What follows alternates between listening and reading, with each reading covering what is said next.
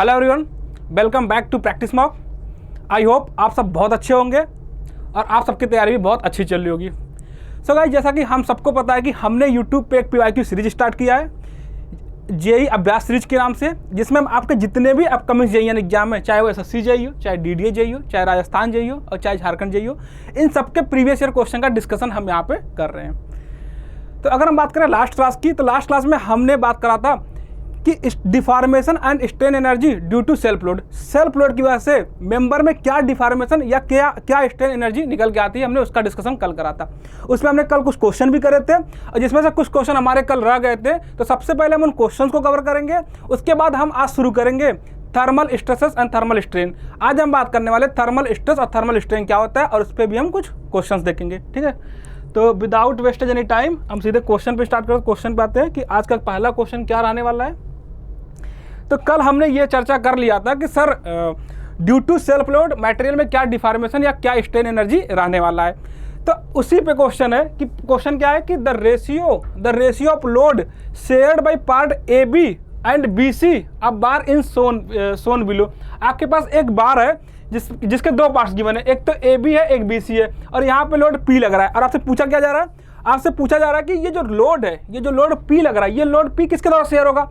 ये लोड जो P है ये शेयर होगा AB पोर्शन की वजह से और BC पोर्शन की वजह से। तो आपसे ये पूछा जा रहा है ये जो शेयर्ड लोड होगा AB पोर्शन और BC पोर्शन, उसका रेशियो बता दो हमको। ठीक है, तो सिंपल बात है, कल के लास्ट क्लास में हमने एक क्वेश्चन करा था जिसमें आपसे ये पूछा गया था कि आपको ऐसे ही एक बार दिया हुआ था, उस बार में किसी एक सेगमेंट पे आपसे स्ट्रेस पूछा गया था, वहाँ पे उस मेंबर पे एक लोड लग रहा था और वहाँ पे आप किसी एक सेगमेंट में आपसे क्या पूछा जा रहा था, स्ट्रेस पूछा जा रहा था। तो हमने आपसे क्या बोला था कि आप एक काम करो कि जिस सेगमेंट्स में आपसे क्या पूछा जाए, स्ट्रेस पूछा जाए या डिफॉर्मेशन पूछा जाए, आप उस सेगमेंट पे एक लाइन ड्रा कर लो।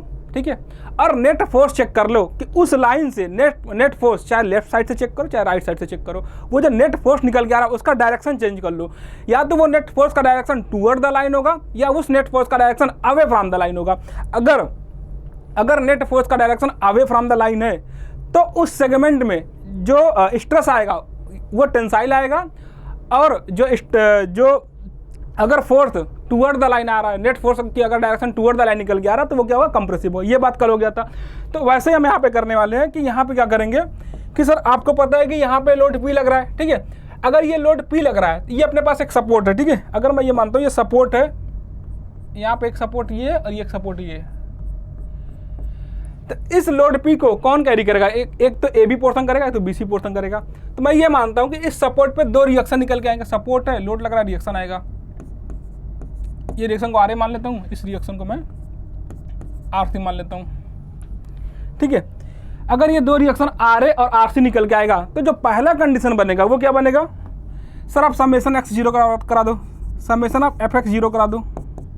अगर आप समेशन ऑफ fx 0 कराओगे तो क्या निकल के आएगा, निकल के आएगा कि RA plus RC equal to P निकल के आएगा। अगर आप समेशन ऑफ fx 0 कराओगे तो RA प्लस RC की वैल्यू कितना निकल के आएगी, P के बराबर निकल के आएगी। ये तो पहला कंडीशन हो गया, इसको लिखते हैं, ये फर्स्ट कंडीशन हो गया। ठीक है, अच्छा दूसरा केस क्या होगा, दूसरा केस हम ये बता दे रहे हैं कि सर अगर यहाँ पे ये सपोर्ट लगा हुआ है, A और C पे अगर सपोर्ट लगा हुआ है और ये फिक्स सपोर्ट है, इसका मतलब ये हो गया कि इस फोर्स की वजह से इस मेंबर AC में जो नेट डिफॉर्मेशन निकल के आएगा, वो कितना आएगा, 0 निकल के आएगा। क्योंकि अगर यहाँ पे दोनों जगह पे सपोर्ट है तो इस P लोड की वजह से यहाँ पे कोई डिफॉर्मेशन नहीं मिलेगा देखने को। तो इसका मतलब क्या हो गया कि सर डेल्टा नेट क्या करा दो, डेल्टा नेट 0 करा दो। दूसरा कंडीशन ये बन गया, आपके पास दो कंडीशन बनेगा। पहला क्या, समेशन ऑफ fx 0 हो जाएगा, पहला समेशन ऑफ fx 0 हो जाएगा और दूसरा क्या हो जाएगा, दूसरा आपके पास आ जाएगा डेल्टा नेट 0 करा दो। ठीक है, तो एक काम कर देते हैं सर, डेल्टा हमको क्या कराना है, 0 कराना है। किसको, डेल्टा को 0 कराना है। तो मैंने कल बोला था कि सर क्या करना है, सबसे पहले मैं लेता हूँ कि लेफ्ट से मैं एक बार इस मेंबर पे डेल्टा चेक कर लूँगा, इस मेंबर पे डेल्टा चेक कर लो। तो डेल्टा चेक करने के लिए क्या करना था, हमने क्या बोला था कि सर इस मेंबर पे एक लाइन ड्रॉ कर लो, और जब इस मेंबर पे चेक करना होगा तो इस मेंबर पे एक लाइन ड्रॉ कर लो। ठीक है, सिंपल बात है कि हमको क्या करना था, AB। अब डेल्टा नेट 0 करना है, इसका मतलब क्या कराना था, डेल्टा नेट क्या है, डेल्टा ऑफ AB पोर्शन का डेल्टा बता दो प्लस किसका BC पोर्शन का डेल्टा बता दो, डेल्टा BC 0 करा दो। अब डेल्टा AB बता दो हमको, तो डेल्टा AB कितना होगा, देखना यहाँ पे जो डेल्टा AB निकल गया, कितना निकल जाएगा, देखना कि ये जो लाइन है हमको AB पोर्शन में क्या बताना था, डिफॉर्मेशन बताना था। तो जो ये लाइन है, इस लाइन से लेफ्ट, अगर मैं लेफ्ट साइड से चेक करूँ तो लेफ्ट साइड से यहाँ पे आपको कितना, कौन सा फोर्स दिख रहा है, RA फोर्स दिख रहा है। तो इस RA की वजह से ये AB में क्या आएगा, टेंशन आएगा, क्योंकि RA क्या है, अवे फ्रॉम द लाइन है। तो इसकी वजह से कौन सा फोर्स आएगा यहाँ पे, टेंसाइल फोर्स आएगा। तो यहाँ पे लिख दो कितना हो जाएगा RA, और ये लेंथ कितना हो गया 2L/3 अपॉन कितना हो गया PL/A, ठीक है। ये डिफॉर्मेशन निकल गया AB पोर्शन का। अब हमको BC पोर्शन का डिफॉर्मेशन चेक करना है, तो क्या करना है, डेल्टा BC कितना जाएगा। अगर मैं लेफ्ट साइड से चेक करूँ इस लाइन के, तो इस लाइन के लेफ्ट साइड में आपके पास दो फोर्स है, एक तो RA है और दूसरा क्या है, P है। अगर मैं RA माइनस P कर दूं तो जो नेट में फोर्स निकल के आएगा उसका डायरेक्शन क्या होगा, away from the this line, मतलब लेफ्ट साइड होगा। लेफ्ट साइड होगा मतलब क्या हो गया, away from the this line. अगर मैं इस RA की वैल्यू को ज़्यादा मानूँ, इसका मैग्नीट्यूड ज़्यादा लेके चलूँ, अब P के मैग्नीट्यूड को मैं कम लेके चलता हूँ, इसका मतलब जो नेट फोर्स आएगा वो कितना आएगा, RA माइनस P। और RA माइनस P का जो डायरेक्शन होगा वो क्या होगा, इस लाइन के अवे फ्रॉम द लाइन होगा। तो मतलब टेंसाइल हो जाएगा ये भी, RA minus P upon AE, ठीक है। अब यहाँ से क्या कर दो कि डेल्टा AB और डेल्टा BC 0 करा दो, तो क्या हो जाएगा RA into 2L/3 upon AE plus RA minus P into ये लेंथ कितना L/3 अपॉन AE। इसको 0 करा दो, कितना हो जाएगा, ये AE 0 हो जाएगा, L/3 कैंसिल होगा, तो यहाँ पर हो जाएगा 2RA plus RA minus P equal to 0 हो जाएगा। यहाँ से कितना जाएगा, RA की वैल्यू निकल के आ जाएगी कितना आपके पास, P/3, ठीक है। यहाँ से आपके पास RA की वैल्यू निकल के आ जाएगी P/3। यहाँ तक तो कोई दिक्कत नहीं होना चाहिए। अगर ये RA P/3 आ गया तो अब क्या करो, फर्स्ट इक्वेशन से चल जाओ। आपके पास पहला इक्वेशन क्या है, आपके पास पहला इक्वेशन है RA प्लस कितना RC इक्वल टू P है, तो RC कितना हो जाएगा P माइनस RA, और RA की वैल्यू पुट करो कितना P/3 2P/3, ठीक है। तो आपके पास दो इक्वेशन निकल के आ गया, एक तो दो वैल्यू निकल के आ गई, एक तो RA का आ गया वैल्यू और दूसरा किसकी वैल्यू आ गई, दूसरी वैल्यू आ गई, एक तो आपके पास RA की वैल्यू निकल के आ गया और दूसरा आ गया आपके पास RC की वैल्यू, ठीक है। तो ये तो बात हुआ RA और प्लस RC का। अच्छा, एक कन्फ्यूजन यहाँ पे ये आता है कि सर आपने क्या किया था, डेल्टा BC की वैल्यू RA माइनस P रखा था। अगर आप P माइनस RA रखोगे तो क्या होगा, क्योंकि आपको P का मैग्नीट्यूड, अब RA का मैग्नीट्यूड तो अभी नहीं पता है, तो मैं ये लेके चलता हूँ। अगर मैं मान लेता हूँ सर P ज़्यादा है, P का मैग्नीट्यूड RA ज़्यादा है, तो आप P माइनस RA रखोगे, और जब P माइनस RA करोगे तो यहाँ पे जो नेट फोर्स का डायरेक्शन होगा वो टूवर्ड द लाइन होगा। और जब नेट फोर्स का डायरेक्शन टूवर्ड द लाइन होगा तो ये किस नेचर का होगा, कंप्रेसिव नेचर का होगा नेट फोर्स। और जब वो कंप्रेसिव नेचर का होगा तो यहाँ पे आपको रखना पड़ेगा minus of P minus RA हो जाएगा। P माइनस RA जब करोगे ये नेट फोर्स किधर होगा, टूवर्ड द लाइन होगा। और जब टूवर्ड द लाइन होगा तो ये किस नेचर का होता है, ये कंप्रेसिव नेचर का होता है। और जब कंप्रेसिव नेचर का होगा तो जो डिफॉर्मेशन निकल के आएगा वो क्या आएगा, निगेटिव आएगा। तो माइनस P माइनस RA करोगे तो ये सेम वैल्यू निकल के आ जाएगी। ये तो बात हुआ बेसिक अप्रोच का कि सर आपसे बेसिक अप्रोच ये है कि पता है कि यहाँ पे दो इक्वेशन है, आपके पास दो अननोन है RA और RC। आपके पास दो इक्वेशन निकल के आएगा, पहला इक्वेशन समेशन ऑफ fx 0 कराओगे तो RA plus RC equal to P निकल के आ जाएगा। और दूसरा कंपैक्टिबिलिटी इक्वेशन लगा दो। कंपैक्टिबिलिटी इक्वेशन क्या, नेट डिफॉर्मेशन क्या होना चाहिए इस बॉडी में, अगर यहाँ पे दोनों तरफ अगर ये रेस्ट्रेंड है तो नेट डिफॉर्मेशन आपको 0 निकल के आना चाहिए। आप यहाँ से नेट डिफॉर्मेशन को 0 करा दिए, दो इक्वेशन दो अननोन सॉल्व कर लिया, आपका वैल्यू निकल के आ जाएगा, आंसर निकल जाएगा। ये तो हो गया बेसिक अप्रोच। बट आपको एग्जाम में कैसे करना है, एग्जाम में आपको ऐसे नहीं करना है। एग्जाम में कैसे करना है ये चेक करो। आपके पास एग्जाम में इतना टाइम नहीं कि आप नेट डिफॉर्मेशन निकालोगे फिर उसको 0 कराओगे फिर वैल्यू निकालोगे। तो एग्जाम में आप क्या करोगे उसको देख लो कि सर हमको एक बात पहले से पता है, एक बेसिक बात पता है, पहले हम उसकी बात कर लेते हैं, ठीक है। ये बात सबको पता होगा कि मान लो कि मेरे पास एक बीम है, कोई भी एक बीम है, मान लेते हैं ये मेरे पास एक बीम है, ठीक है। मैं मानता हूँ कि मेरे पास एक बीम ये है और यहाँ पे ये एक सपोर्ट है और यहाँ पे एक रोलर सपोर्ट है, ठीक है।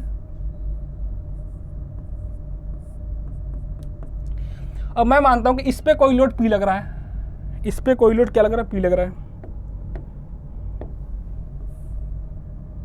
ठीक है, इस पे कोई लोड पी लग रहा है।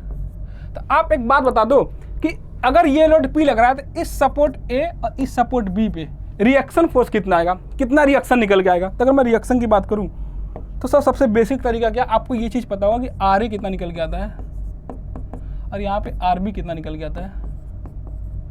अगर मैं इसको ए बोलूँ, ये बी है, अगर ये लेंथ ए ये लेंथ बी है, तो आर ए का वैल्यू कितना निकल के आता है। सर एक काम कर दो, ये पी लोड है, पी इंटू अगर आपको आर ए निकालना है तो इस बी लेंथ से मल्टीप्लाई करो, तो पी इंटू बी अपॉन ये टोटल लेंथ कर दो, ए प्लस बी कर दो, ठीक है। यहाँ से आपको आर ए डायरेक्ट निकल के आएगा।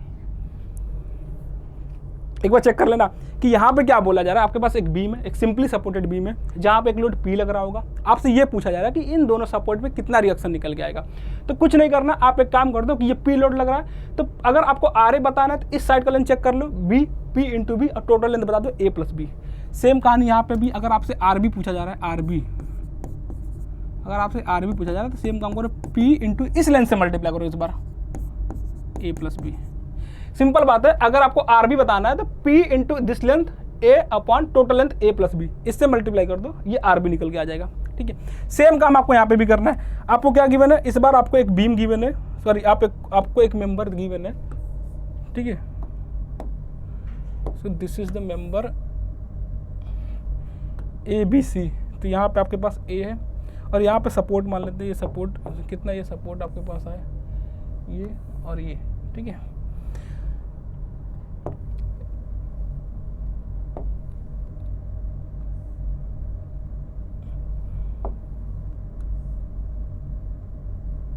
देखो करना क्या है, करना है यहाँ पे एक लोड पी लग रहा है, ठीक है। इस पी लोड की वजह से क्या करना है, इस पी लोड की वजह से आपको क्या बताना है कि जो रिएक्शन निकल जाएगा वो कितना निकल जाएगा। ये लोड मैं मानता हूँ पी है, ठीक है। अब आपको रिएक्शन ये ए है, ये बी है, ये सी है, आपको आर ए और आर सी निकालना है। तो एक काम कर दो कि एक काम क्या करोगे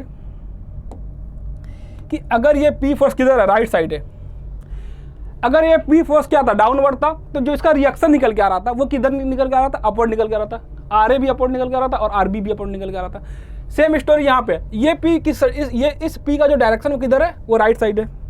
अगर इस पी का डायरेक्शन राइट साइड है तो जो इसका रिएक्शन निकल के आएगा वो किधर आएगा, वो लेफ्ट साइड निकल के आएगा। तो सबसे पहले ये समझ में आना चाहिए, इसका जो रिएक्शन होगा ये दोनों लेफ्ट साइड होगा, आर ए और ये भी किधर होगा, आर बी, ठीक है। ये आर ए होगा, ये आर बी होगा। सबसे पहले तो ये समझ में आना चाहिए इसका रिएक्शन किधर होना चाहिए, इसका रिएक्शन होगा लेफ्ट साइड। और क्यों होगा ये बात समझ में आ गया होगा आपको।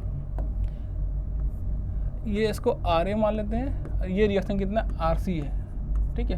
देखना यहाँ पे, अगर ये लोड किधर था, डाउनवर्ड था, तो ये रिएक्शन अपवर्ड निकल के आ रहा था और ये आर ए की वैल्यू ये निकल के आ रही थी, आर ए की वैल्यू आर बी की वैल्यू ये निकल के आ रही थी। अगर आप यहाँ पे R A plus R B कर दोगे ना तो आपको एक बात समझ में आएगा। अगर यहाँ पे आप R A plus R B करोगे तो ये नेट लोड की वैल्यू कितना आ जाएगा, पी निकल के आएगा। अगर हम इन दोनों को ऐड भी करोगे तो ये पी के बराबर ही निकल के आएगा, क्योंकि इसी पी को तो क्या करना था, इसी पी को तो बैलेंस कराना था। तो सेम स्टोरी हम यहाँ पे कि सर अगर आपको आर ए निकालना है तो ये कितना है, अगर ये 2l/3 है, ये कितना l/3 है ना, तो आप आर ए चेक कर लो, आर ए की वैल्यू निकल गई कितना, पी। अगर आपको आर ए बताना है तो P into this length, P into l/3 upon total length l है। तो यहाँ से आर ए की वैल्यू निकल के आ जाएगी p/3 डायरेक्ट। और आर बी बताना, अगर आपको आर बी कितना हो जाएगा, अगर आपको आर बी बताना है तो सेम स्टोरी, आर बी के लिए क्या करोगे, सॉरी आर बी नहीं आर सी है। अगर आपको आर सी बताना है तो आर सी के लिए भी आप सेम काम करोगे कि this force P into this length कितना 2l/3 upon total length l, तो ये निकल जाएगा अपना कितना 2p/3, ठीक है। तो आप इस चीज़ को ऐसे सॉल्व कर सकते हो। तो आपके पास क्वेश्चन क्या था, क्वेश्चन ये था कि R A ratio of the load share by R B A B upon B C, ठीक है। तो क्या था आपके पास, A B upon B C निकालना है, तो R A B upon R B C कितना निकल के आ जाएगा, आर ए p/3 ये कितना 2p/3 है, तो 1:2 1/2 निकल के आ जाएगा। चेक करना आर ए कितना P/3 और आर सी कितना 2P/3, तो R A B upon R B C कितना हो जाएगा P/3 कैंसिल होगा 1/2 हो जाएगा। ठीक है, ये तो बात हो गया कि इस क्वेश्चन का। अब सेम क्वेश्चन अगला भी है, सेम पैटर्न पे अगला भी क्वेश्चन है। अगर ये सवाल समझ में आता है तो ये क्वेश्चन आपको समझ में आना चाहिए। चेक करना अगला क्वेश्चन क्या है, क्या पूछा जा रहा है, चेक करना। Steel bar ABC of uniform cross section 100 mm square is suspended vertically and loaded as shown in figure. If lower end of the bar C does not move when load are applied, ठीक है, आपसे ये बोला जा रहा है कि ये C लो जो एंड C है ये मूव नहीं कर रहा है, ये बोला जा रहा है ये मूव नहीं कर रहा है। ठीक है, मूव नहीं कर रहा है मतलब डेल्टा कितना है 0, यहाँ पे डेल्टा कितना है 0 है। भाई अगर ये एंड मूव नहीं कर रहा है इसका मतलब क्या होगा, नेट डिफॉर्मेशन जो आएगा इस लोड की वजह से वो कितना आएगा 0 आएगा। ये मूव कर ही नहीं रहा मतलब ये नीचे नहीं जा रहा है, इस लोड की वजह से नीचे नहीं जा रहा था मतलब इन दोनों फोर्स की वजह से जो नेट डिफॉर्मेशन आ रहा है कितना आ रहा है 0 आ रहा है। सेम बात हमने कल क्या बोला था कि आपको क्या अब यहाँ पे कराना क्या है, तो सबसे पहला काम ये कराना है आपको कि आपको डेल्टा 0 का, मैं मान लेता हूँ कि यहाँ पर रिएक्शन कितना है, आपसे पूछा क्या है, if the lower end of the bar C does not move when the load are applied then the value of force P is, आपको P की वैल्यू बताना है। ठीक है, कि अगर यहाँ पे कोई भी डिफॉर्मेशन नहीं आ रहा है, डेल्टा की वैल्यू 0 आ रहा है, तो अब P की वैल्यू बता दो। तो क्या करना है, डेल्टा नेट 0 करा दो, कुछ नहीं करना है। आपके पास 2 मेंबर है और दोनों का डेल्टा क्या करा दो, डेल्टा नेट 0 करा दो, तो डेल्टा नेट 0 आएगा। अब डेल्टा नेट किसकी वजह से आएगा, एक तो BC पोर्शन में कुछ आएगा डिफॉर्मेशन, एक तो AB पोर्शन में डिफॉर्मेशन आएगा। तो आप ये करो कि डेल्टा कितना, delta BC plus delta AB 0 करा दो। और जब डेल्टा BC 0 कराओगे तो उसके लिए क्या करना होगा, उसके लिए मैंने ये बोला था कि सर पहले इस मेंबर में एक लाइन ड्रॉ कर लो, आपको ये 0 कराना है। अगर आपको ये एक लाइन यहाँ पे ड्रॉ कर लो, BC पोर्शन का डिफॉर्मेशन बताना और AB पोर्शन डिफॉर्मेशन बताना, तो आप यहाँ पे लाइन ड्रॉ कर लो। ठीक है, यहाँ तक कोई दिक्कत तो नहीं होना चाहिए, बस सिंपल काम है कि आपने एक लाइन ड्रॉ करिए। अब नेट फोर्स की वजह से आप यहाँ पे डिफॉर्मेशन चेक कर लो।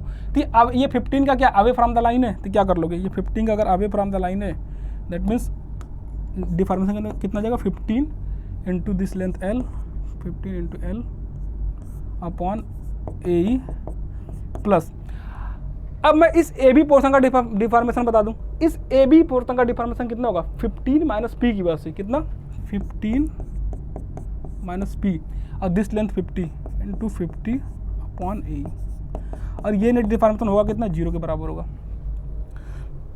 ये नेट डिफॉर्मेशन कितना हो जाएगा 0 के बराबर हो जाएगा। अब इसको सॉल्व कर लो, कितना हो जाएगा, अगर आप इसको सॉल्व करोगे ये A 0 बना, ये 0 0 कैंसिल हुआ और 5 कितना हो जाएगा 3, तो ये हो जाएगा 9 plus 15 minus P equal to कितना 0, तो यहाँ P की वैल्यू कितना जाएगा 24, P की वैल्यू 24 निकल गया और आपका आंसर कौन सा जाएगा P 24 आ गया, तो आपका आंसर हो गया कितना, एक बार सिंपल बात है। फिर वापस से ये तो बेसिक अप्रोच हुआ, ये हुआ बेसिक अप्रोच। एग्जाम में आपको कैसे करना है ये चेक कर लो। सर आपको एग्जाम में ऐसे करना है कि अगर आपसे ये बोला जा रहा है कि ये एंड क्या, ये एंड फिक्स है, आपसे ये बोला जा रहा है कि अगर मैं ये अप्रोच लूँ कि ये एंड अगर आपका फिक्स है, ये एंड क्या, ये फिक्स है। फिक्स होने का क्या मतलब है, अगर यहाँ पे डेल्टा 0, इसका मतलब ये क्या हो गया, आप ऐसे सोच लो कि अगर यहाँ पे ये डेल्टा 0 है तो आप इसको ये एज्यूम कर लो कि ये एंड फिक्स है।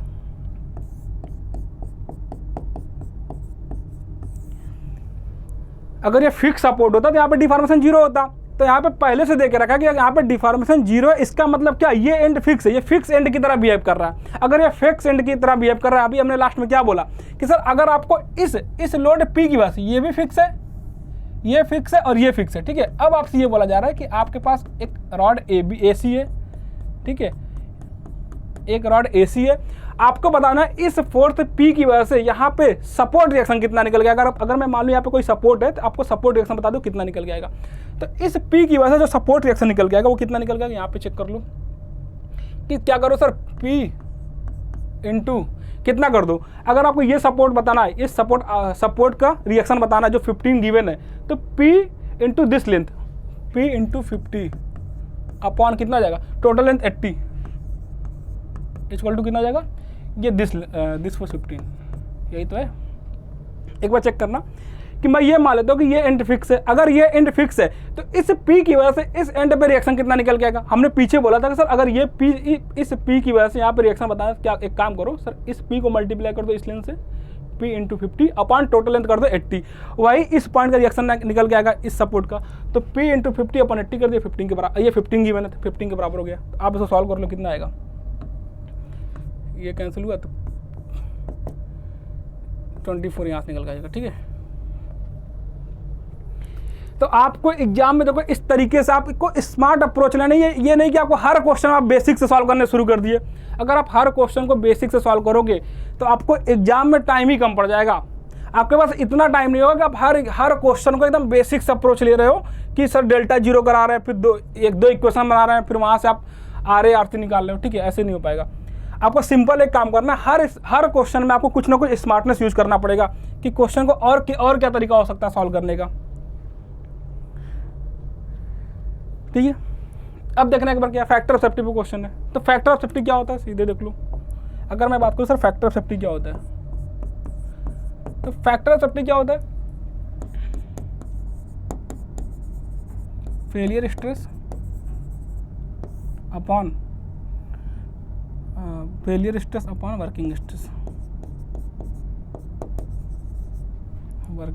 ठीक है, तो फैक्टर ऑफ सेफ्टी क्या हो रहा है। ठीक है, देखो किसी भी स्ट्रक्चर को डिजाइन करने के लिए हम क्या करते हैं कि जितना उसका फेलियर स्ट्रेस होता है उससे कम स्ट्रेस के लिए हम उसको डिजाइन करते हैं। क्यों उससे कम स्ट्रेस के लिए डिजाइन करते हैं, ताकि अगर किसी भी रीजन से जिस स्ट्रेस के लिए हम डिजाइन कर रहे हैं, जिसको हम डिजाइन स्ट्रेस बोल रहे हैं, अगर वैल्यू उससे इंक्रीज कर जाए तो भी मटेरियल के पास फैक्टर ऑफ सेफ्टी हो कि वो मटेरियल सेफ रहे, वो मटेरियल सडन फेल ना कर जाए। समझ रहे हो, ऐसा नहीं कि अगर मान लो किसी भी कोई हमको बीम डिजाइन करना है, अब उस बीम का हमको पता है क्या कि उस बीम का हमको फेलियर स्ट्रेस पता होगा। अगर हम फेलियर के लिए उस बीम को डिजाइन कर देंगे तो दिक्कत क्या आएगी, तो दिक्कत ये आएगी कि जब कभी भी अगर गलती से भी स्ट्रेस की वैल्यू उस बीम में उस फेलियर स्ट्रेस से ज़्यादा हो जाएगा, क्या होगा, बीम फेल कर जाएगा। ठीक है, तो हम क्या करेंगे कि हम अपने पास कुछ फैक्टर ऑफ सेफ्टी लेके चलेंगे। मतलब क्या कि जितना उसका फेलियर स्ट्रेस होगा उससे कम स्ट्रेस के लिए हम बीम को क्या करेंगे, डिजाइन करेंगे, या किसी भी स्ट्रक्चर को हम उससे कम स्ट्रेस के लिए डिजाइन करेंगे। तो ये जो फेलियर स्ट्रेस होता है, तो ये फैक्टर ऑफ सेफ्टी आपके पास निकल के आता है, फेलियर स्ट्रेस अपन वर्किंग स्ट्रेस। अब ये जो फेलियर स्ट्रेस है, ठीक है, अगर हम डक्टाइल मटेरियल की बात करें, किसकी बात करें, डक्टाइल मटेरियल की बात करें, तो ये जो फेलियर स्ट्रेस निकल के आएगा ये होगा यील्ड स्ट्रेस के बराबर। क्या होगा, यील्ड स्ट्रेस बोल दो या यील्ड स्ट्रेंथ बोल दो, जो भी बोल दो आप, यील्ड स्ट्रेस।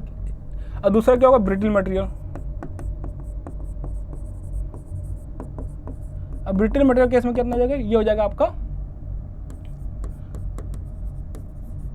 Ultimate strength. ठीक है, आप इसको बोल दो क्या, SYT, और इसको क्या बोलते हैं, SUT। ठीक है, इसका मतलब ये हो गया कि अगर हम डक्टाइल मटेरियल की बात करें तो जो डक्टाइल मटेरियल का जो फेलियर स्ट्रेंथ होता है वो कितना होता है, यील्ड स्ट्रेंथ के बराबर होता है। और जो ब्रिटल मटेरियल होता है उसका जो फेलियर स्ट्रेंथ होता है वो किसके बराबर होता है, वो होता है आपका अल्टीमेट स्ट्रेंथ के बराबर। तो आपका जो फैक्टर ऑफ सेफ्टी निकल के आएगा वो क्या निकल गया, फेलियर स्ट्रेस अपन वर्किंग स्ट्रेस। और ये फेलियर स्ट्रेस डक्टाइल के केस में कितना हो जाएगा, SYT। अब ब्रिटल के केस में कितना होगा, SUT अपॉन वर्किंग स्ट्रेस हो जाएगा। ठीक है, वर्किंग स्ट्रेस। अब यहाँ से आप ऑप्शन चेक कर लो आपके पास कौन सा ऑप्शन सही है। तो पहला ही ऑप्शन है कि ultimate stress upon working stress. तो इसका आंसर क्या हो जाएगा, ए पार्ट हो जाएगा।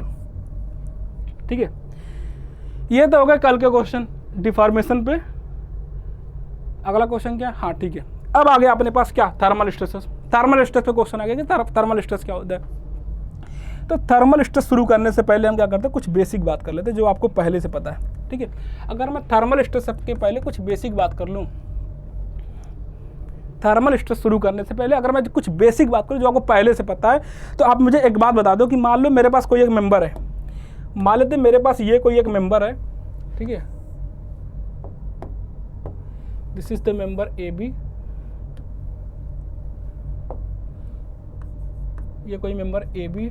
ठीक है, अब हम क्या कर रहे हैं, इस मटेरियल का हम टेम्परेचर इंक्रीज कर दे रहे हैं। क्या कर रहे हैं, यहाँ पे इसका टेम्परेचर हम क्या कर रहे हैं, इसके टेम्परेचर को हम इंक्रीज कर दे रहे हैं। ठीक है, अगर हम किसी भी बॉडी या किसी भी मेंबर का टेम्परेचर इंक्रीज कर देंगे तो क्या होगा। पहली बात ये कि अगर हम टेम्परेचर इंक्रीज करेंगे तो होगा क्या। देखो सबसे सिंपल सा बात है जो आप सभी को पता होगा कि अगर हम किसी भी बॉडी का टेम्परेचर इंक्रीज कर देंगे तो ये बॉडी क्या करेगा, ये बॉडी डिफॉर्म होना चाहेगा। ये बॉडी क्या करेगा, ये बॉडी डिफॉर्म होना चाहेगा, एक्सपेंड करना चाहेगा अगर हम टेम्परेचर को इंक्रीज करवा रहे हैं। मतलब क्या, ये बॉडी एक्सपेंड करना चाहेगा। अगर हम टेम्परेचर इंक्रीज करेंगे तो इट विल, ये बॉडी क्या करना चाहेगा, एक्सपेंड करना चाहेगा। ठीक है, अगर ये बॉडी एक्सपेंड करना चाहेगा तो होगा क्या। देखो अगर यहाँ पे कोई भी रेस्ट्रेनमेंट नहीं है, अगर बॉडी रेस्ट्रेन नहीं है, बॉडी फ्री टू एक्सपेंड है, ठीक है, मतलब यहाँ पे कोई भी रेस्ट्रेनमेंट नहीं है तो क्या होगा, बॉडी क्या करना चाहेगा, बॉडी एक्सपेंड करना चाहेगा। और ये बॉडी क्या करेगा, ये बॉडी एक्सपेंड कर जाएगा। अब कितने अमाउंट से करेगा, तो अगर मैं बात बोलूँ कि अगर सर आप डेल्टा टी अगर टेम्परेचर इंक्रीज कर दो तो इसमें आपको डिफॉर्मेशन एक्सपेंशन देखने को मिलेगा। आप डिफॉर्मेशन बोल दो तो कितना हो जाएगा, एल अल्फा डेल्टा टी। ये बात आप सबको पता है। अगर मैं इसका थर्मल कोफिशिएंट अल्फा मान लूँ और इसका लेंथ मैं एल मान लेता हूँ, ठीक है। मतलब सिंपल सी बात है, अगर हम किसी भी बॉडी का टेम्परेचर इंक्रीज करेंगे तो क्या होगा, बॉडी एक्सपेंड करना चाहेगा। और बॉडी अगर एक्सपेंड करना चाहेगा और अगर वहाँ पे कोई रेस्ट्रेनमेंट नहीं है, ठीक है, अगर वहाँ पे कोई रेस्ट्रेनमेंट कोई सपोर्ट नहीं है तो क्या करेगा, बॉडी क्या कर जाएगा, एक्सपेंड कर जाएगा। और कितने अमाउंट से एक्सपेंड करेगा, वो जो स्ट्रेन निकल के आएगा या वो जो डेल्टा एल की वैल्यू निकल के आती है वो कितना निकल के आती है, एल अल्फा डेल्टा टी। ये बात सबको पता होता है, ये तो बहुत बेसिक बात है। अब बात आता सर, ये तो बात हो गया कि इतना डिफॉर्मेशन आपको देखने को मिलेगा किसमें, मेंबर में, due to the increment of temperature increase करने की वजह से आपको इतना डिफॉर्मेशन देखने को मिलेगा। अब बात आता है सर थर्मल स्ट्रेस कब जनरेट होगा। अब बात आता है कि मटेरियल में स्ट्रेस कब जनरेट होगा। तो देखना दूसरा केस क्या है। दूसरा केस ये आपके पास कि मान लो आपके पास ये मटेरियल है, ठीक है, मान ले तो दूसरा केस यही मटेरियल आपके पास ए बी अभी भी है, ठीक है, और इसके दोनों एंड पे सपोर्ट लगा हुआ है, दोनों एंड पे नॉन इल्डिंग सपोर्ट लगा हुआ है। ये सपोर्ट है और ये कैसा सपोर्ट है, नॉन इल्डिंग। नॉन इल्डिंग का क्या मतलब है कि ये सपोर्ट इल्ड नहीं करेगा, इस सपोर्ट की वजह से यहाँ पे कोई डिफॉर्मेशन नहीं मिल पाएगा, ठीक है, इस सपोर्ट की वजह से यहाँ पे कोई डिफॉर्मेशन आपको नहीं मिल पाएगा, ठीक है। अगर ऐसा केस है तो क्या होगा, ठीक है, इस बात को समझना आप। अब अगर आप इसका टेम्परेचर इंक्रीज करोगे तो क्या होगा, टेम्परेचर को हमने क्या कर दिया, इंक्रीज कर दिया। अभी भी इसका थर्मल कोफिशिएंट अल्फा है और क्या है, इसका लेंथ एल है, ठीक है। और अब मैं इसका एंगल मॉडुलस सी भी मान लेता हूँ, ये ए है ये बी है। देखो होगा क्या, अभी भी टेम्परेचर क्या ट्राई करेगा, अभी भी अगर हम टेम्परेचर को इंक्रीज करेंगे तो ये मेंबर एक्सपैंड होना चाहेगा। मेंबर क्या होना चाहेगा, ये मेंबर एक्सपैंड होना चाहेगा। बट होगा क्या, इस बार ये मेंबर एक्सपैंड तो होना चाहेगा बट ये एक्सपैंड यहाँ पे एक्सपेंशन हो नहीं पाएगा। क्यों नहीं हो पाएगा कि इसके दोनों एंड पे नॉन इल्डिंग सपोर्ट लगा हुआ है, दोनों एंड पे नॉन इल्डिंग सपोर्ट बोलते हैं, ये रेस्ट्रेनमेंट लगा हुआ है। आप बोलते इसको नॉन इल्डिंग सपोर्ट, ठीक है, या आप इसको बोल दो क्या,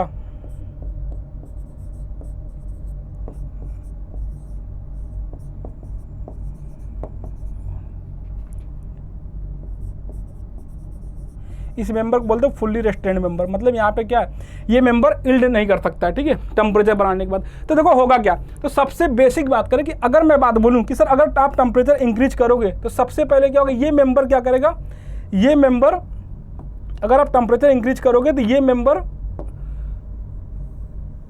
ठीक है, एक्सपेंड करना चाहेगा। अगर आप टेम्परेचर इंक्रीज कर दो कि तो ये मेंबर एक्सपेंड करना चाहेगा, ठीक है। इसका क्या मतलब होगा, इसका मतलब ये हो गया, इसका मतलब ये हो गया कि अगर मान लेते हैं कि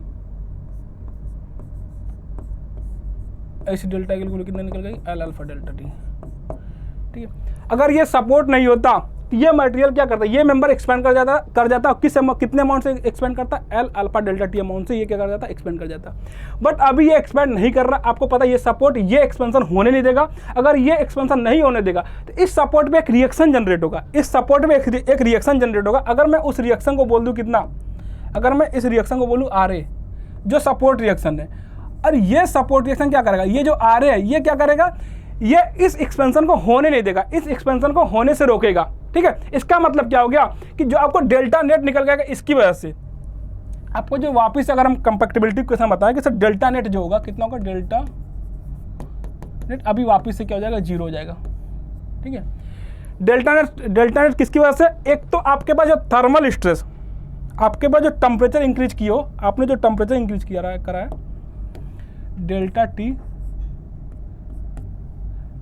टेम्परेचर इंक्रीमेंट की वजह से जो डिफॉर्मेशन आना था, जो डेल्टा एल आना था, एक तो वो, और ये और इसको रोकेगा कौन, इसको रोकेगा कौन, ये जो आरए है, ये जो आरए सपोर्ट रिएक्शन आ रहा है, ये क्या करेगा, इस डिफॉर्मेशन को क्या कर रहा होगा, रोक रहा होगा। अगर इस डिफॉर्मेशन को रोक रहा होगा तो इस सपोर्ट की वजह से मैं इस आरए की वजह से वापस से डिफॉर्मेशन चेक कर लूँ, कितना निकल जाएगा, वो निकल जाएगा RA into L upon E. ठीक है, सिंपल सा बात है कि अगर आप टेम्परेचर इंक्रीज करोगे किसी भी बॉडी का तो वो मटेरियल एक्सपैंड होना चाहेगा। अगर वहाँ पे नॉन यील्डिंग सपोर्ट है, अगर वो मटेरियल फुल्ली रेस्ट्रेंड है, तो जो सपोर्ट है वो क्या करेगा, वो उस एक्सपेंशन को रोक देगा। अगर वो उस एक्सपेंशन को रोकेगा, इसका मतलब सपोर्ट में एक रिएक्शन फोर्स आएगा। अगर हम उस रिएक्शन फोर्स को आरए मान लें तो ये जो एक्सपेंशन आपका एल अल्फा डेल्टा टी निकल के आता, अगर ये सपोर्ट नहीं होता, उसी डिफॉर्मेशन को ये निगलिफाई कर रहा, इसका मतलब ये जो आरए की वजह से जो डिफॉर्मेशन आएगा इसके बराबर हो जाएगा। तो आरए इंटू एल अपॉन ए, ये जो डिफॉर्मेशन है ये इसके बराबर आ जाएगा, किसके, एल अल्फा डेल्टा डी के। तो ये बोल दो कि ये किसके बराबर होगा, ये बराबर होगा L alpha delta T equal to R A L upon. ठीक है, अगर आपको ये लगता है कि सर ये तो डेल्टा नेट लिखना चाहिए था हमको R T plus delta T plus delta R A, ठीक है, इसका मतलब अगर आप ये देखोगे ना तो ये माइनस बनेगा ना, इसका माइनस बनेगा, ये वापस जाके इधर प्लस हो जाएगा। ठीक है, ये आपको कंप्रेसिव नेचर का है, तो ये delta T L alpha delta T minus R A L upon A equal to 0 कर लो, इसको वापस उधर ले जाओगे तो आप इससे समझ जाओगे आर ए एल अपॉन ए, या तो आप सीधे समझ जाओ कि ये इस डिफॉर्मेशन को, ये जो होना था इसको ये रोक रहा है, तो इसका मतलब ये डिफॉर्मेशन इस डिफॉर्मेशन के क्या होगा, बराबर होगा। तो सिंपल आप यहाँ से आर ए निकाल लो, आर ए निकल के किसका कितना जाएगा, ये एल एल से कैंसिल हो जाएगा। ठीक है, तो कितना जाएगा, ए ई अल्फा इंटू डेल्टा टी। ठीक है, ये आपका डिफॉर्मेशन निकल के आ जाएगा, ये आर ए की वैल्यू निकल के आ जाएगी। ठीक है, ये तो हो गया आर ए की वैल्यू। ये जो सपोर्ट रिएक्शन निकल के आएगा इसकी वैल्यू आपको यहाँ पे निकल जाएगी। अब अगर आपसे ये बोला जाए कि ये जो डिफॉर्मेशन होना था उसकी वजह से आप बता दो, ये आर ए में नहीं बताओ, ये तो रिएक्शन हो गया, आप बताओ कि यहाँ पे स्ट्रेस कितना निकल के आएगा। तो अगर हम स्ट्रेस की बात करें तो स्ट्रेस कितना जाएगा, अगर हम स्ट्रेस की बात करें तो ये इस स्ट्रेस की वैल्यू कितना निकल जाएगी, ये होगा आर ए अपॉन ए, और ये कितना निकल जाएगा, ये निकल गया ई अल्फा डेल्टा डी। इसका मतलब ये हो गया, ठीक है, इसका मतलब ये हो गया कि due to increment of temperature जो मटेरियल में स्ट्रेस निकल के आएगा। और स्ट्रेस कब निकल के आएगा कि ये जो स्ट्रेन आना था उस स्ट्रेन को अगर हम प्रिवेंट कर दे रहे हैं, इस प्रिवेंशन ऑफ स्ट्रेन की वजह से मटेरियल में स्ट्रेस निकल के आता है, और उस स्ट्रेस की वजह कितना निकल के आता है, ई अल्फा डेल्टा डी। ठीक है, अगर हम सिंपल से एक और बात बताएं कि सर एक बात बता दो कि अगर मान लीजिए मेरे पास एक मटेरियल है, ये एक मेंबर है ए बी, ठीक है, और सपोर्ट मेरे पास यहाँ पे लगा हुआ है, ठीक है, ये सपोर्ट है मेरे पास, ठीक है, और मैं ये बोल देता हूँ कि सर ये जो गैप है ये कितना है, मैं मानता हूँ 0.25 mm है, या 0.25 जो भी बोल दो, 0.25 mm है।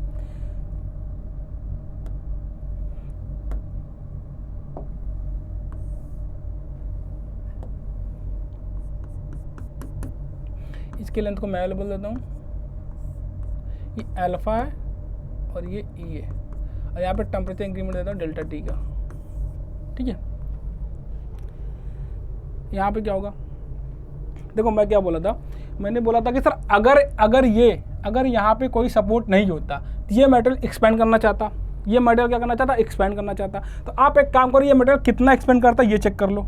तो अगर मैं बोलूँ ये मटेरियल कितना एक्सपेंड करता, तो ये करता डेल्टा एल बराबर कितना, एल अल्फा डेल्टा टी। ठीक है, और ये एक्सपेंड करके कहाँ पहुँच जाता, अगर ये सपोर्ट नहीं होता अगर ये सपोर्ट नहीं होता इसका मतलब ये मटेरियल एक्सपेंड कर जाता, एक्सपेंड करके कहाँ पहुँच जाता, ये पहुँच जाता यहाँ तक, ठीक है। और ये जो वैल्यू निकल के आती है, ये कितना निकल गया था, ये निकल गया था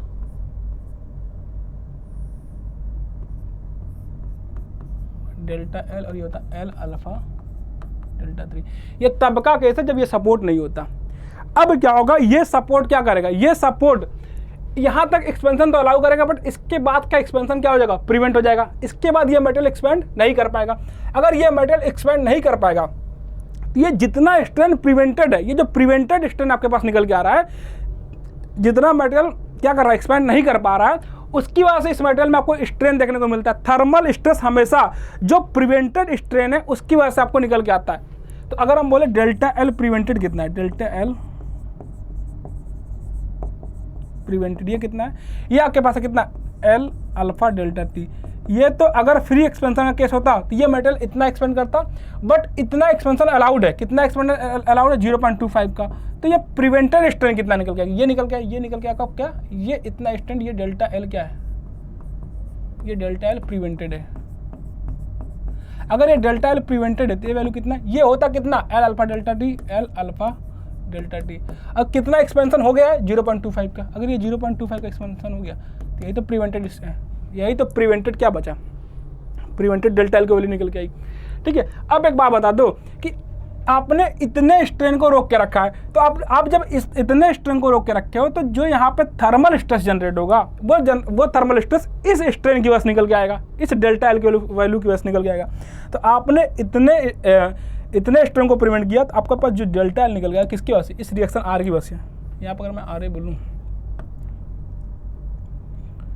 ठीक है, ये रिएक्शन अगर आपके पास आर ए है, ठीक है, आर ए बोल दो या इसको ए बोलो, इसको बी बोलते हैं, अगर इसको बी बोल दे तो ये हो जाएगा आर बी, ठीक है। तो अब जो आर बी निकल जाएगा, ये आर बी निकल जाएगा कितना, delta due to reaction R B. R B की वजह से रिएक्शन निकल जाएगा, वो निकल जाएगा माइनस ऑफ आर बी, ये लेंथ एल अपॉन ई, ठीक है। अब क्या करो, तो कंपैक्टिबिलिटी क्वेश्चन लगा दो। आप एक काम करो, delta L prevented plus delta R B, इस वैल्यू को 0 करा दो। तो जो डेल्टा एल प्रिवेंटेड है, क्या है, डेल्टा एल प्रिवेंटेड, ये किसके बराबर हो जाएगा, ये बराबर हो जाएगा माइनस ऑफ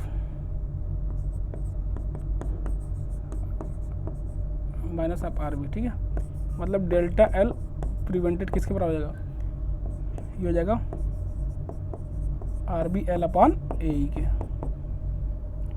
इसका मतलब यहाँ से बोल दो कि आर बी की जो वैल्यू निकल गई, कितना निकल गई, या आर बी अपन ए को हम सीधे स्ट्रेस की बात करें तो ये जो आर बी अपन ए होगा, ये आपके पास जो आर बी अपन ए होगा, ये होगा सिग्मा। तो यहाँ से जो सिग्मा टी निकल गया, कितना निकल जाएगा,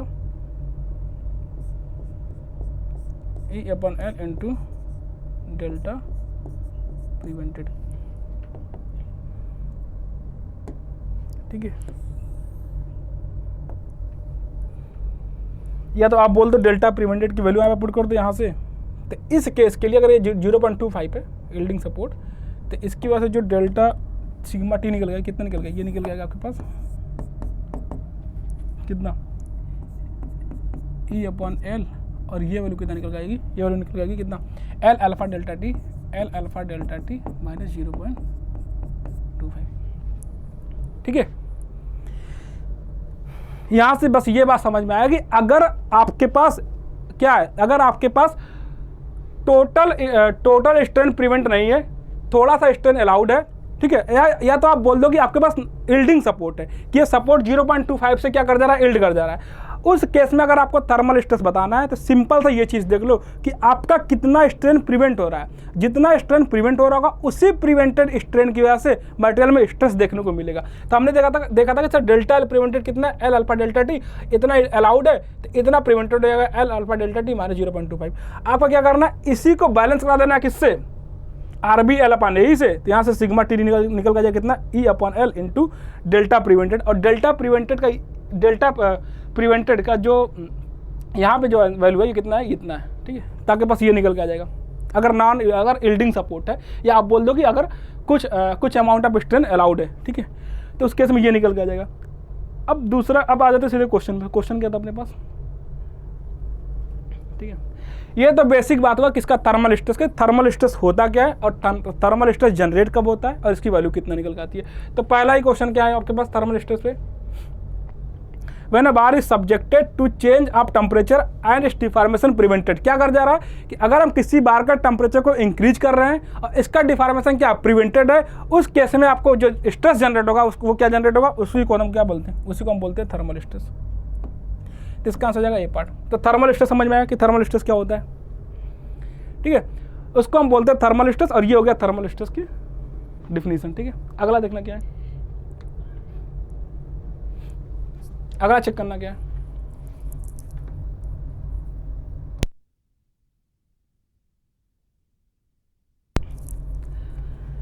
अगला क्या, the stress develop in a bar which is not free to expand. क्या है, फ्री टू एक्सपेंड नहीं है, मतलब क्या है, मटेरियल फुल्ली रेस्ट्रेंड है due to increasing temperature is given by. आपसे ये बोला जा रहा है कोई एक मेंबर है जो क्या उसके एक्सपेंशन को हमने प्रिवेंट करके रखा है, मतलब मटेरियल क्या फुल्ली रेस्ट्रेंड है। अगर मटेरियल रेस्ट्रेंड है, फ्री टू एक्सपेंशन नहीं है, तो उस मटेरियल में टेम्परेचर इंक्रीमेंट की वजह से उसमें स्ट्रेस जनरेट होता है और उसी स्ट्रेस को हम क्या बोलते हैं, थर्मल स्ट्रेस बोलते हैं। और उस स्ट्रेस की वजह से अभी हमने पीछे क्या देखा था, कितना निकल गया था, वो जो सिग्मा निकल गया था, इसके लिए कितना निकल गए थे, ई अल्फा डेल्टा टी, ठीक है, क्योंकि देखो जो डेल्टा एल निकल गया था, एल अल्फा डेल्टा टी, यहाँ से जो स्ट्रेन निकल गया था, क्या निकल गया था, स्ट्रेन, थर्मल स्ट्रेन जो निकल गया था वो कितना निकल गया था, डेल्टा एल अपन एल कर दो। अगर डेल्टा एल अपन एल करोगे तो थर्मल स्ट्रेन निकल गया कितना, अल्फा इंटू डेल्टा टी, ठीक है। थर्मल स्ट्रेन हमेशा कितना निकल जाएगा, अल्फा इंटू डेल्टा टी। अब अगर आपको स्ट्रेस पूछना है तो क्या कर दो, सिग्मा टी कर दो, कितना, ई इंटू थर्मल स्ट्रेस। अब कौन सा थर्मल स्ट्रेस, प्रिवेंटेड वाला, जितना स्ट्रेन प्रिवेंटेड है उसमें ई से मल्टीप्लाई कर दो। तो यहाँ से जो ई प्रिवेंटेड है, अगर फुल्ली रिस्पेंड है, मतलब free to not free to expand, जितना भी स्ट्रेन निकल के आता थर्मल स्ट्रेस की वजह से, सॉरी टेम्परेचर इंक्रीमेंट की वजह से, वो सारे स्ट्रेन क्या है, प्रिवेंटेड है। तो जो प्रिवेंटेड स्ट्रेन है वो क्या हो जाएगा, सिग्मा टी वैल्यू हो जाएगा कितना, E into alpha into delta T, ठीक है। तो ये तो बात समझ में आता होगा सर थर्मल स्ट्रेस होता क्या है, इस पे क्वेश्चन भी हम देख लिए। और एक और क्वेश्चन देखते हैं, इस पे क्या है, अगला क्वेश्चन देखते हैं क्या है इस पे, ठीक है। अभी तक तो हमने बेसिक बात करा था कि सर थर्मल स्ट्रेस होता है ई अल्फा डेल्टा टी। अब हम बात करते हैं अगर आपके पास कंपोजिट मेंबर होगा, ठीक है, अगर आपके पास कंपोजिट मेंबर होगा तो वहाँ पे टेम्परेचर चेंज की वजह से या टेम्परेचर इंक्रीमेंट की वजह से क्या चेंजेस देखने को मिलेगा, हम उसकी बात करते हैं। अगर कंपोजिट मेंबर हुआ तो देखना, अगर हम कंपोजिट मेंबर की बात करें तो मैं एक कंपोजिट मेंबर पहले कंसीडर कर लेता हूँ, ठीक है। मैं मानता हूँ आपके पास एक कंपोजिट मेंबर है, ठीक है,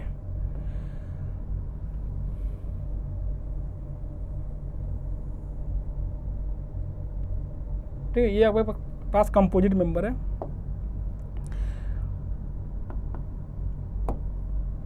मैं इसका थर्मल कोएफिशिएंट अल्फा 1 मान लेता हूँ, इसका थर्मल कोएफिशिएंट अल्फा 2 मान लेता हूँ। इसका एंग मॉडुलस मैं मानता हूँ E1 है, इसका एंग मॉडुलस E2 है, ठीक है। इस दोनों का लेंथ कितना L है, ठीक है। आपसे क्वेश्चन ये बनेगा कोई एग्जाम में कि अगर ये मटेरियल, अगर ये कंपोजिट मेंबर है जो दो मटेरियल से मिलकर बना है और यहाँ पे कंडीशन दिया हो कि अल्फा 1 क्या ग्रेटर देन अल्फा 2 है, ठीक है।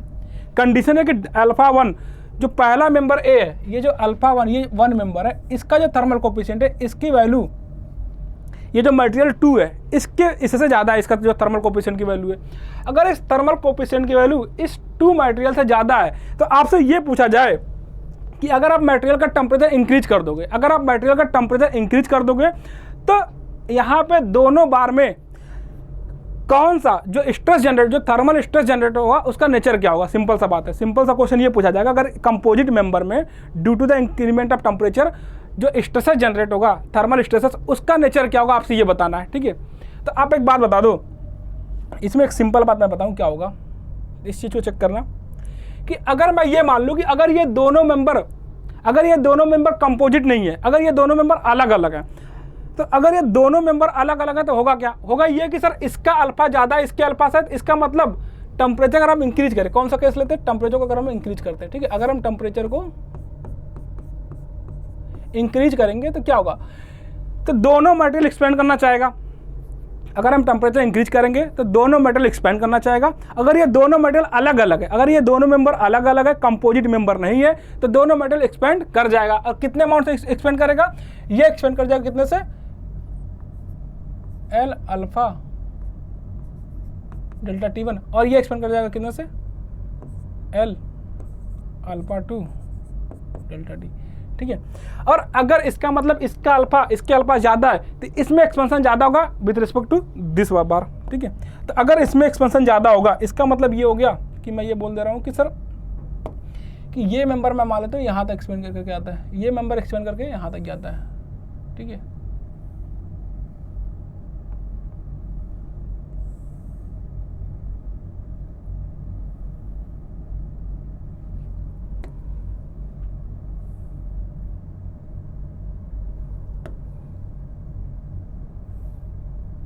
ये मेंबर यहाँ तक एक्सपेंड करता, और अगर इसका अल्फा कम है तो ये मेंबर इससे कम एक्सपेंड करता, अगर फ्री टू एक्सपेंशन होता तो, ठीक है।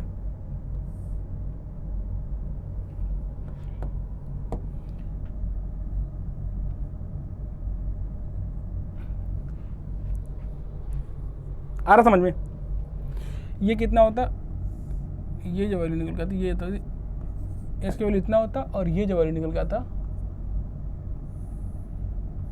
इसकी वैल्यू इतना होता, ठीक है, एल अल्फा डेल्टा T। ये कब होता, अगर ये दोनों मेंबर कंपोजिट ना होके अलग अलग होते। अगर अलग अलग होते तो टेम्परेचर इंक्रीज करने पे ये मेटल एक्सपेंड होना चाहता, और कितना एक्सपेंशन मिलता है, एल अल्फा 1 डेल्टा T, और ये भी मेटेरियल क्या करेगा, एक्सपेंड करेगा, और कितने अमाउंट से, एल अल्फा 2 डेल्टा T। और यहाँ पे अगर आपको पता है कि अल्फा 1 अल्फा 2 से ज़्यादा है, इसका मतलब यहाँ पे डिफॉर्मेशन ज़्यादा मिलेगा, यहाँ पे डिफॉर्मेशन कम मिलेगा।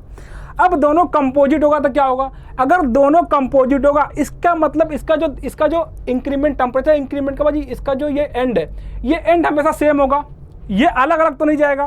तो इसका जो एंड है वो हमेशा एक ही जगह पे होगा। मतलब इसका मतलब ये हो गया कि अगर यहाँ पे हम देखोगे इसका जो फ्री एंड है, लास्ट वाला एंड है, ये कहीं यहाँ पे पहुँचेगा। आप इस बात को समझना, टेम्परेचर इंक्रीमेंट की वजह से ये एंड लास्ट टेम्परेचर इंक्रीमेंट का जो फाइनल पोजीशन होगा इस एंड का, ये एक साथ है, ये अभी भी एक साथ रहेगा, ठीक है। अगर ये फ्री एक्सपेंशन का केस नहीं तो ये फाइनल पोजीशन जो होगा, ये टेम्परेचर का जो ये एंड है, ये हमेशा एक साथ रहेगा।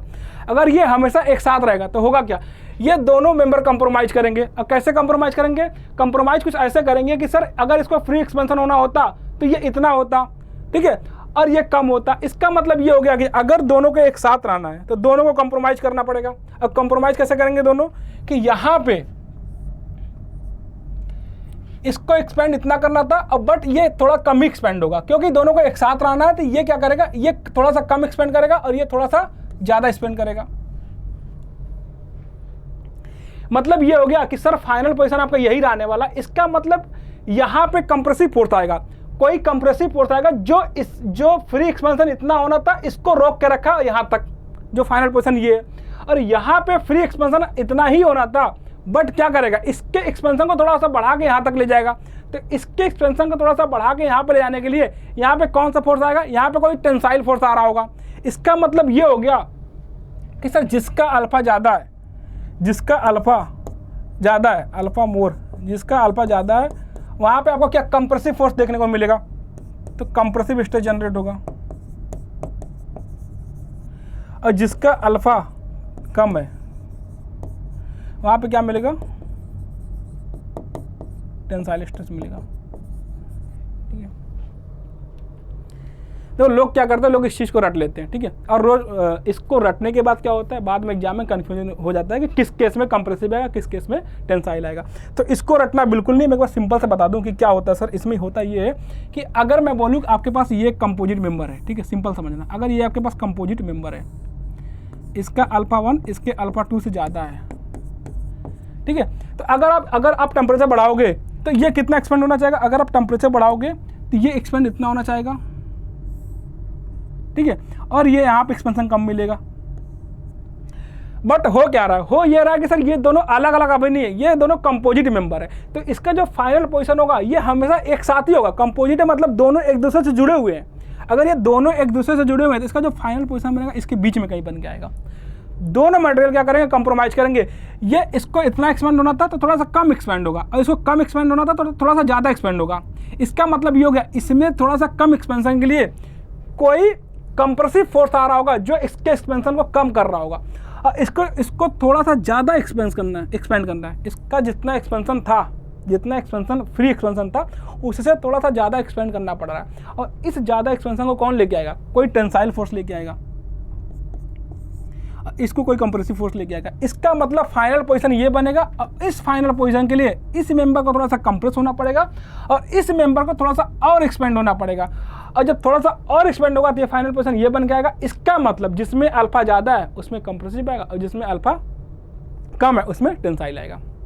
ठीक है, अल्फा ज़्यादा तो ज़्यादा एक्सपेंड करना चाहता था बट उतना एक्सपेंशन अलाउड नहीं है, तो थोड़ा सा कम एक्सपेंड हुआ। ये जो थोड़ा सा कम एक्सपेंशन हुआ ये किसकी वजह से, कोई कंप्रेसिव नेचर का फोर्स आया होगा जिसकी वजह से ये कम एक्सपेंशन देखने को मिलेगा।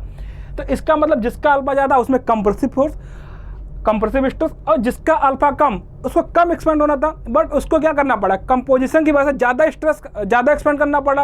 ये जो ज़्यादा एक्सपेंशन देखने को मिल रहा है वो किस फोर्स की वजह से मिलेगा, वो अगर कोई टेंसाइल नेचर का फोर्स आ रहा हो उसकी वजह से उसको ज़्यादा स्ट्रेस मिल रहा है, ज़्यादा एक्सपेंशन मिल रहा है। इसका मतलब यहाँ पे जो स्ट्रेस जनरेट होगा कौन सा जनरेट होगा, टेंसाइल स्ट्रेस जनरेट होगा। ये सिंपल सा बात हो गया। ठीक है, ये सिंपल सा बात हो गया। अब हम सीधे क्वेश्चन पे आते हैं। क्वेश्चन क्या था अपने पास, कंपोजिट सिस्टम का क्वेश्चन है। ठीक है, तो in a composite system subjected to temperature rise, क्या कर रहे हैं, टेम्परेचर को हम इंक्रीज कर रहे हैं। अच्छा, एक और बात समझना, एक और बात यहाँ पे समझना, ये तो हो गया टेम्परेचर इंक्रीज किया। ठीक है, टेम्परेचर इंक्रीज किया, इसका मतलब जिसका अल्फा ज़्यादा उसमें कंप्रेसिव स्ट्रेस और जिसका अल्फा कम उसमें टेंसाइल स्ट्रेस। अगर हम इसी पे टेम्परेचर को अगर हम टेम्परेचर को डिक्रीज कर दें,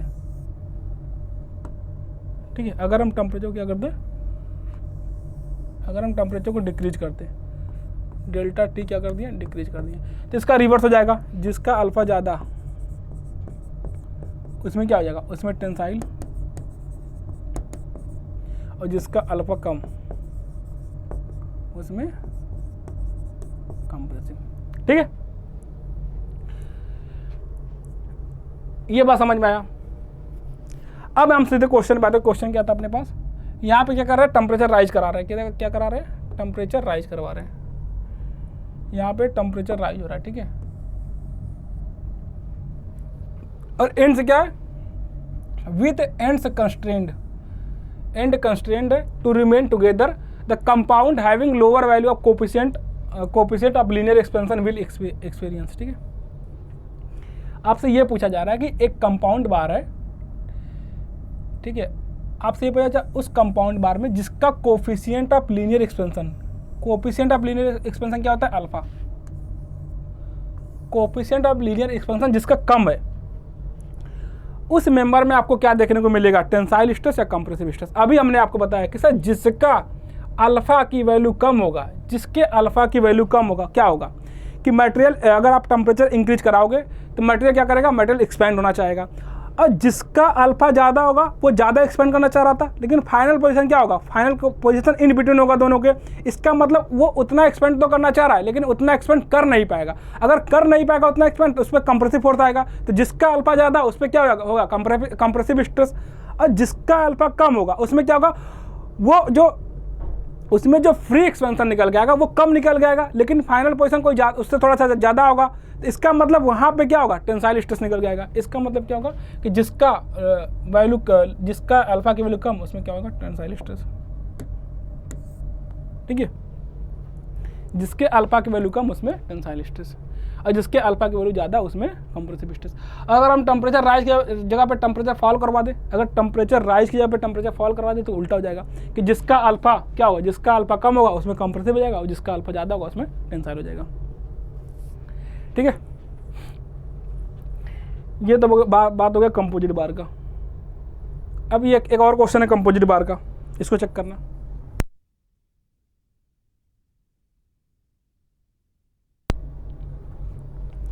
ये भी कंपोजिट बार है। ठीक है, बट अभी क्या है, पिछले वाले केस में जो कंपोजिट बार था उसके दोनों एंड एक दूसरे से आपस में जुड़े हुए थे, बट वहाँ पे कोई सपोर्ट नहीं था।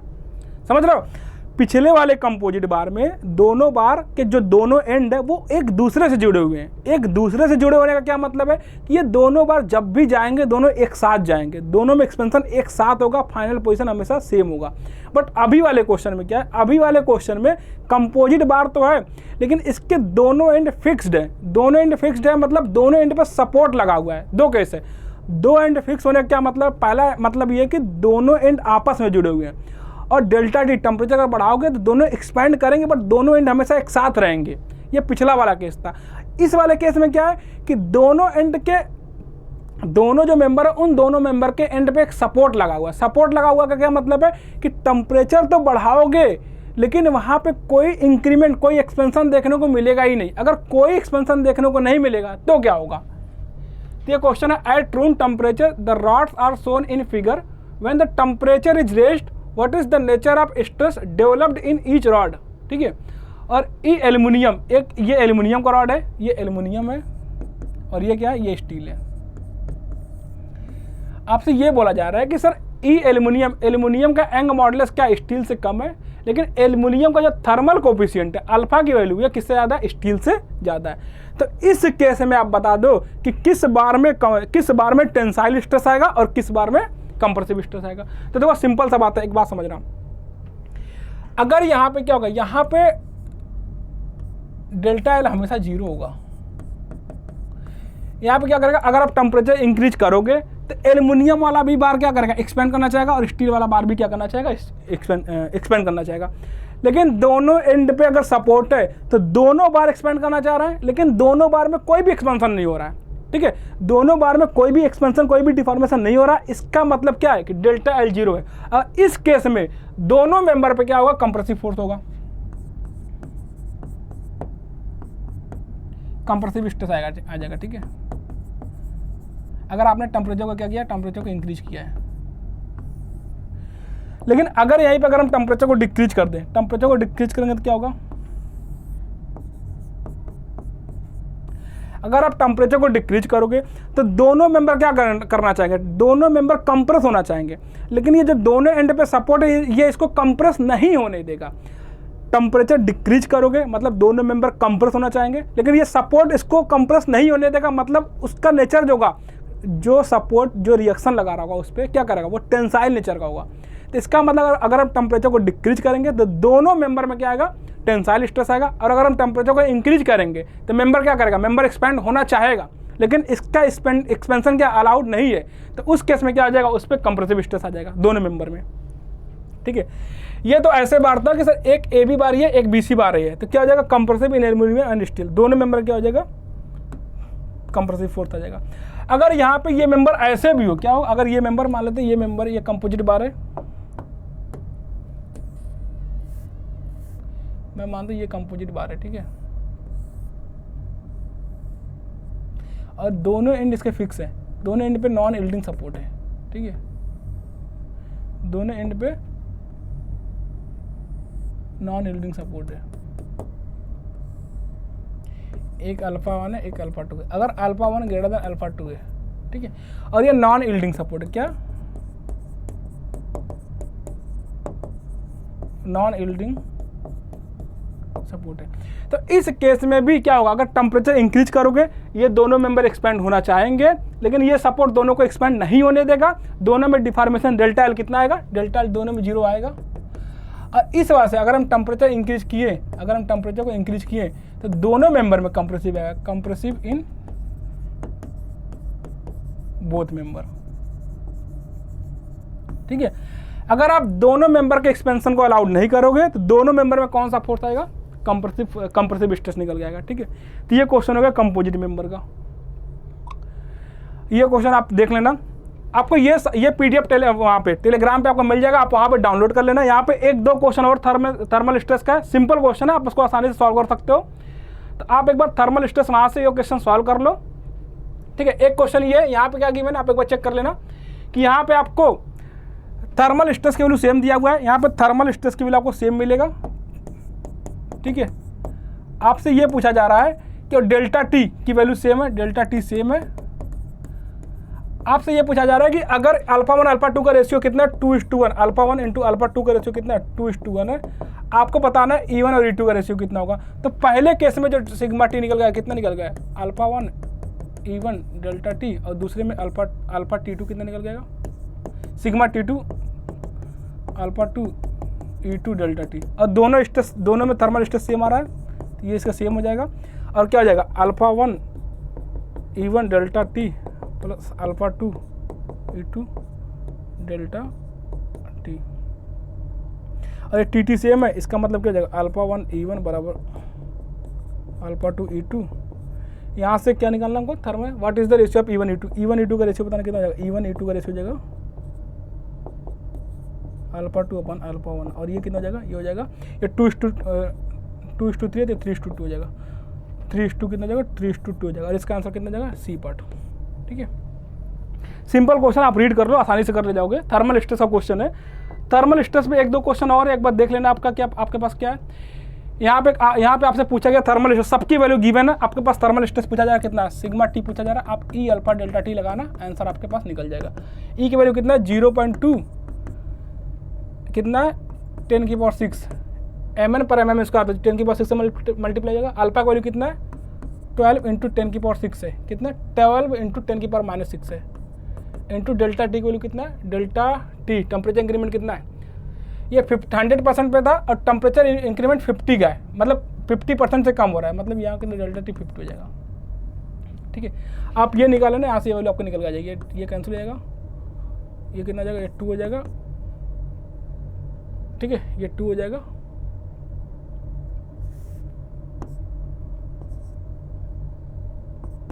इंटू 12। ठीक है, आपके पास 120 मेगापास्कल निकल कर जाएगा, तो इसका आंसर बी पार्ट हो जाएगा।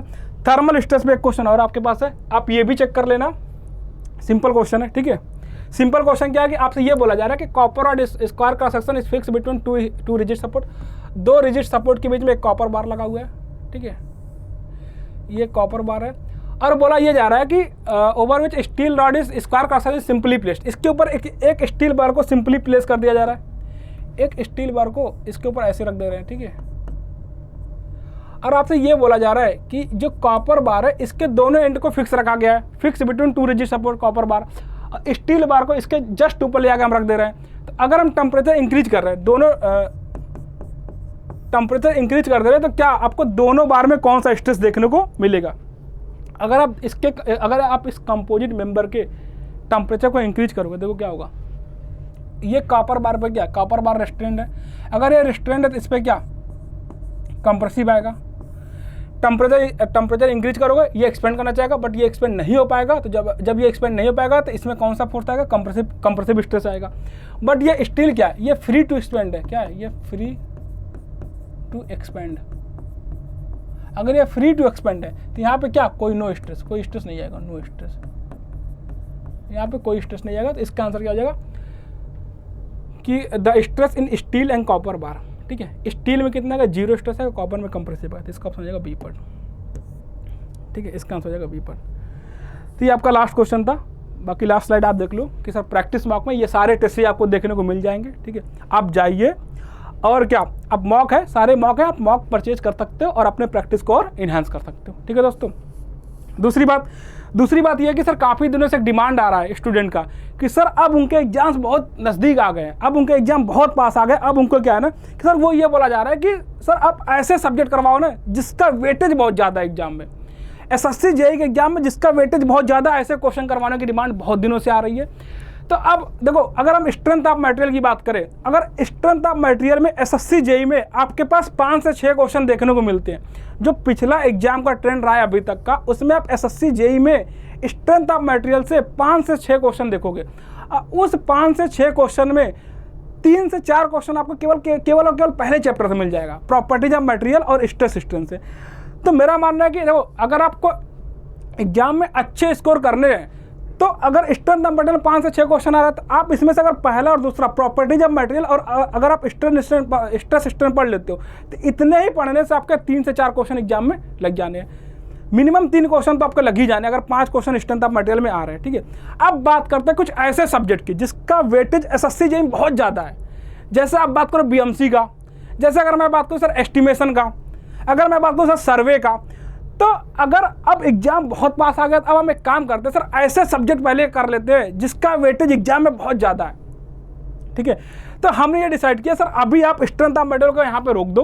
पहला चैप्टर मेरा कवर हो चुका है, पहला और दूसरा चैप्टर प्रॉपर्टी ऑफ मटेरियल हो चुका है, स्ट्रेस स्ट्रेन हो चुका है। यहाँ से काफ़ी क्वेश्चन बन जाने हैं। अगर यहाँ से क्वेश्चन आएगा तो इस स्लाइड से जितना मैंने पढ़ा दिया, जितने 62 से 65 क्वेश्चन मैंने करवाया, इससे बाहर एक भी नहीं आएगा।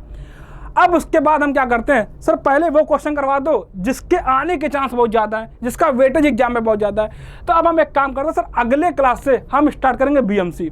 सर बीएमसी का वेटेज बहुत ज़्यादा एग्जाम में, पहले बीएमसी कवर कर लेते हैं, फिर उसके बाद एस्टिमेशन कवर कर लेंगे, फिर सर्वे कवर कर लेंगे। उसके बाद जब टाइम बचेगा तो फिर से हम वापस से क्या कर लेंगे, ये जो इसमें स्ट्रेंथ ऑफ मटेरियल में चैप्टर छूट रहा है उसको हम वापस से कवर कर लेंगे, ठीक है। Thank you everyone.